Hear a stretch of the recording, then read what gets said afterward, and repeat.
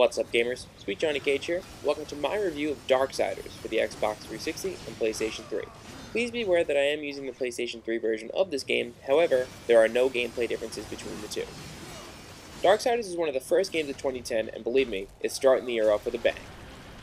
Darksiders' story is a tad involved, but I'll do my best to give you a brief synopsis. For countless ages, war has raged between the forces of heaven and hell. After some time, a group called the Charred Council was formed. The Charred Council was to act as a mediator between heaven and hell and help form a truce between the two. The Charred Council sent the four fiercest warriors called the Horsemen to slaughter both armies until a truce was formed. After the truce was made, 7 seals were set, and only after those 7 seals had been broken could the apocalypse begin. The Horsemen were only to ever come again if the seals were broken. Now, after some time, the Third Kingdom came to be, called the Kingdom of Man. It was said that the Third Kingdom would play a significant role in the war between heaven and hell. Now let's flash forward to present day. When the apocalypse starts prematurely, only one of the horsemen, named War, arrives to eradicate heaven and hell's armies. Not knowing where his 3 brothers are, War fights anyway. It turns out that the 7th seal was never broken, and therefore the Charred Council blames War for starting the apocalypse. They sentence War to death, but War bargains for his life in turn for finding the one truly responsible. The Charred Council agrees and sends War back to Earth on one condition. He's now shackled to what is called a Watcher. The Watcher has the ability to kill War should he stray from his mission. When War arrives on Earth, he finds that it's been 100 years since the battle between heaven and hell began again. And one last thing, the Kingdom of Man has been completely eradicated and hell has won the war. It is now War's mission to find out who summoned him the first time, where his other brothers are, and who started the war. And guys, that's not even the half of it. The gameplay style of Darksiders is very mixed. Some would be bold enough to say that it's a straight-up rip of God of War, but it's really not. What Darksiders does is take elements from just about every single game genre and mix it into one product.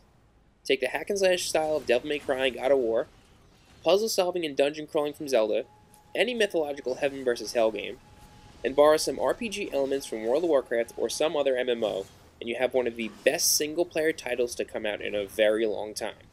There's really something for everyone in this game, and it's great to see all these elements blend so well. While it's great to see gameplay elements being used from other genres, one thing that I started to notice is that Darksiders also borrows the visual style and environments from other games as well. But once you look past all these things and you finally make your way out of the prologue of the game, you'll see that Darksiders really is a game of its own. Things start blending very well and you get sucked into these immersive environments that make up the world of Darksiders.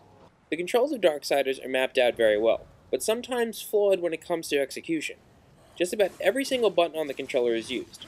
I do, however, find myself sometimes stretching my hand or repositioning my fingers to defend myself in a battle. That being said, Darksiders makes great use of the controller considering all of the special abilities and weapons War gets in his arsenal. The soundtrack to Darksiders is filled with ambient music that really sets the tones in the game's immersive environments. One interesting thing I found about this game is that during battles, the music actually becomes very low. While some would say this is a bad thing, I personally feel that the developers purposely did that so the sound of swords clashing and grunting monsters make the battle theme themselves. Overall, I'm going to give Darksiders a 90% out of 100. Guys, if you'd like to check out this game or other great games like it, please look to the right of this video inside of the video description for a link to VideoGameCentral.com. Also in the video description, you can find a link to our blog, Gamer Grenade. Alright guys, that about does it for me. I'm SweetJohnnyCage. Thanks for watching, and I'll see you next time.